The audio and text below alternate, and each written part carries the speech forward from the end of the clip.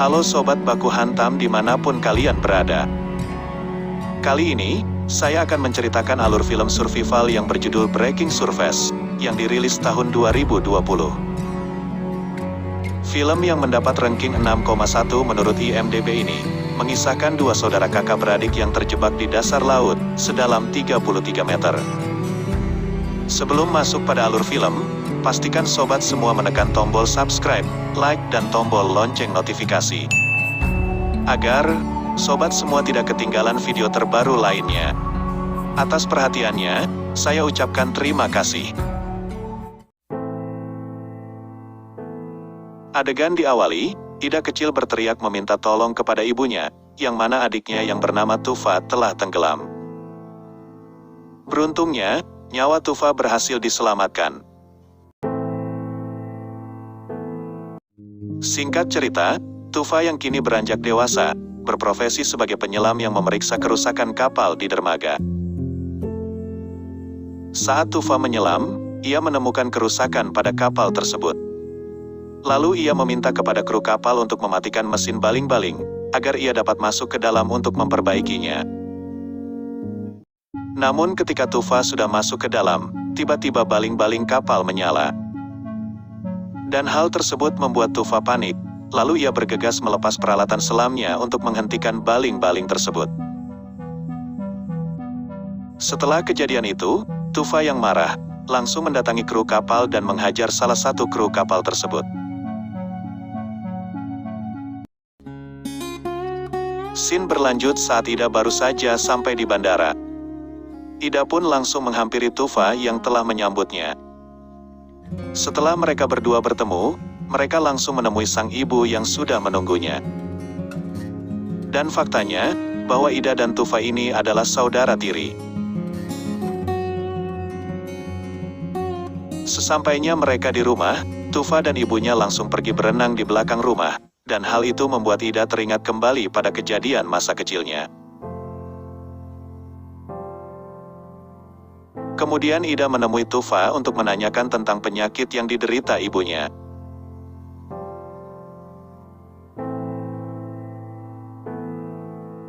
Keesokan harinya, Ida melihat kondisi sang ibu semakin hari semakin memburuk. Tak lama setelah itu, Tufa mengajak Ida untuk pergi menyelam.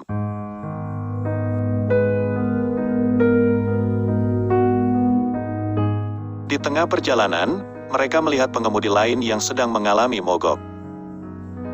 Lalu Tufa bergegas membantunya dengan mengeluarkan dongkrak. Setelah selesai, mereka kembali melanjutkan perjalanan. Setibanya mereka di tempat tujuan, mereka langsung mempersiapkan perlengkapan menyelam. Di sini Ida memiliki perasaan buruk. Dan benar saja, tidak lama kemudian, ada batu yang terjatuh dari atas tebing. Tufa pun meyakinkan Ida, bahwasannya tidak akan terjadi hal buruk dengan mereka. Untuk menghindari reruntuhan batu lainnya, mereka meletakkan tas yang berisi kunci mobil, STNK, BPKB, BPJS, dan juga cadangan peralatan selam lainnya di bawah dinding batu besar.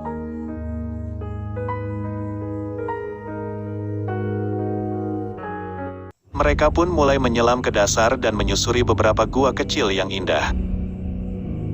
Di sisi lain, Tufa terus menenangkan Ida yang kala itu terlihat takut dan ragu untuk meneruskannya. Setelah itu, Tufa menyuruh Ida untuk membuang sebagian oksigen udaranya. Di sini Ida tidak serta-merta percaya dengan apa yang dilakukan Tufa. Ia berpikir bahwa Tufa masih menyimpan dendam karena kejadian masa kecilnya dulu. Namun, Tufa hanya ingin memberitahukan bahwa dulu ia dan ibunya pernah pergi ke tempat ini dan memahat batu dengan pisau pertama yang ia beli dengan uangnya sendiri.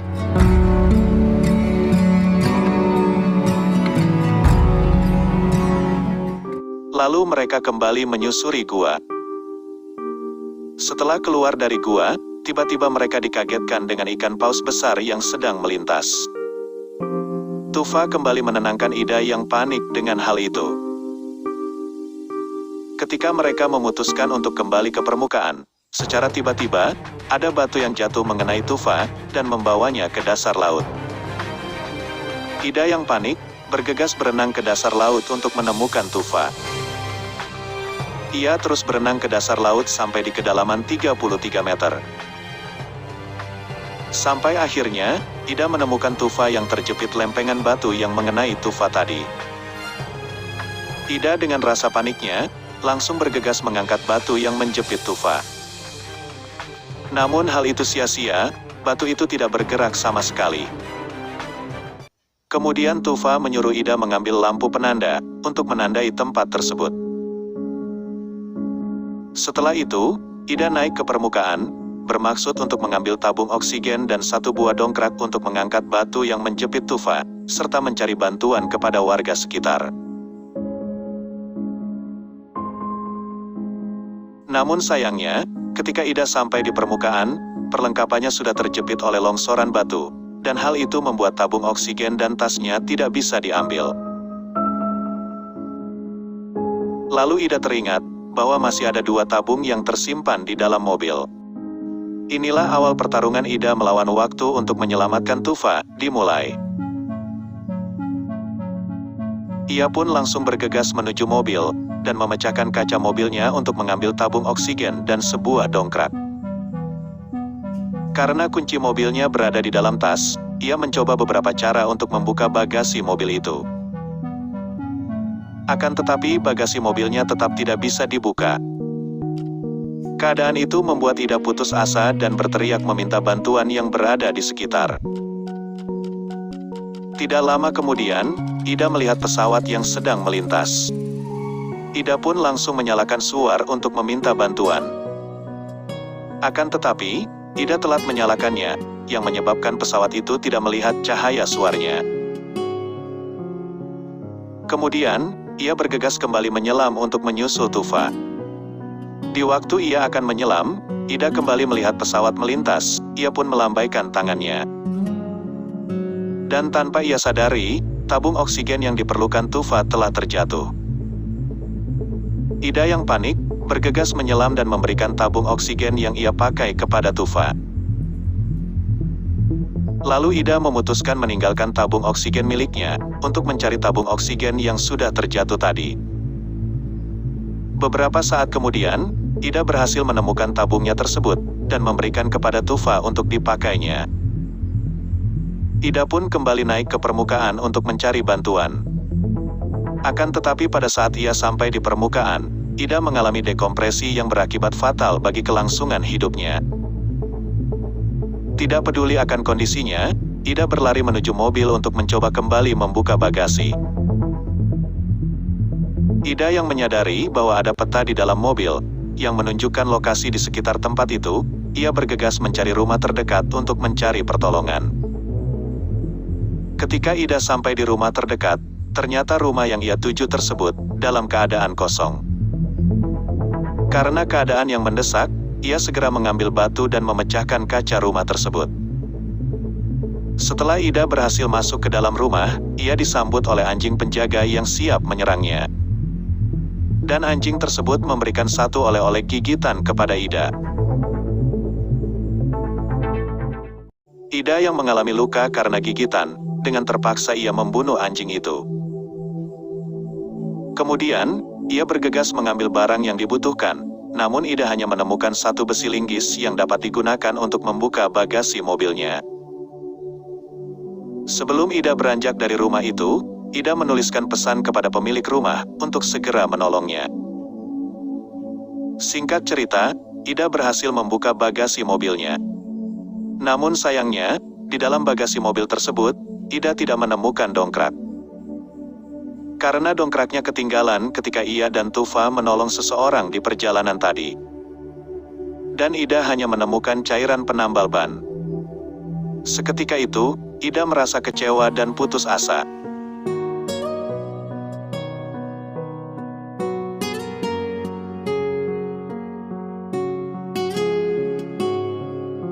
Sadar akan rasa sayangnya terhadap adiknya sangatlah besar, Ida bergegas mengambil balok kayu serta plester, untuk menutupi luka akibat gigitan anjing penjaga rumah. Setelah itu, Ida kembali ke dasar laut, dan secepatnya Ida mengangkat batu yang menjepit Tufa dengan balok kayu yang dibawanya. Karena batu yang menjepit Tufa sangatlah besar, Ida dengan sekuat tenaga mengangkatnya dan secara tidak langsung membuat oksigennya cepat habis. Ida yang mulai kehabisan oksigen, ia mencoba mengganti tabung oksigennya dengan yang baru. Namun keran tabung oksigen yang baru itu macet, dan tidak bisa digunakan. Dengan sisa oksigen yang sudah menipis, Ida kembali mengangkat batu tersebut, dan sayangnya batu itu tidak bergerak sama sekali, justru balok kayu yang digunakannya patah. Tufa menyuruh Ida mengambil jaket dan menyelipkannya ke bawah batu itu, serta mengisinya dengan udara. Akan tetapi hal yang dilakukannya hanya sia-sia saja. Mereka berdua pun putus asa.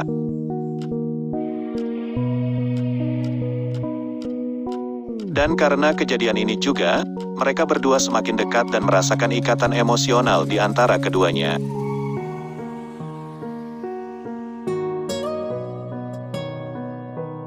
Kemudian Ida memutuskan melepaskan tabung oksigennya dan memberikannya kepada Tufa, agar Tufa dapat bernafas di dalam air lebih lama.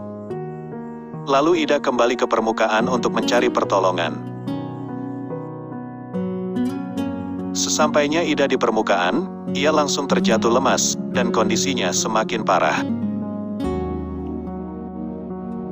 Tak lama kemudian, dia melihat cairan penambal ban yang ada di depannya, dan secepatnya Ida bergegas kembali ke tempat Tufa. Ida menyemprotkan cairan tersebut ke jaket pelampung yang sudah diselipkan di bawah batu. Dan akhirnya, yang dilakukan Ida pun berhasil, dan Tufa dapat keluar dari jepitan batu besar itu. Mereka pun kembali ke permukaan. Karena mereka berdua kehabisan oksigen, Ida dan Tufa menuju celah batu untuk mendapatkan ekstra oksigen. Di sini Ida dan Tufa sangat bahagia, karena mereka berhasil selamat dari maut. Namun seketika itu kebahagiaan Tufa berubah menjadi kesedihan, karena Ida mulai tak sadarkan diri. Tufa yang tak mau kehilangan kakaknya yang sudah berjuang untuk dirinya, Tufa bergegas berusaha membawanya ke permukaan. Sesampainya di permukaan, Ida yang sudah pingsan mulai sadarkan diri. Mereka berdua pun berhasil selamat dan dievakuasi oleh helikopter yang datang. Film pun usai. Pesan moral yang dapat diambil dari film ini adalah, jadilah seperti kameramen, yang selalu selamat dalam setiap film.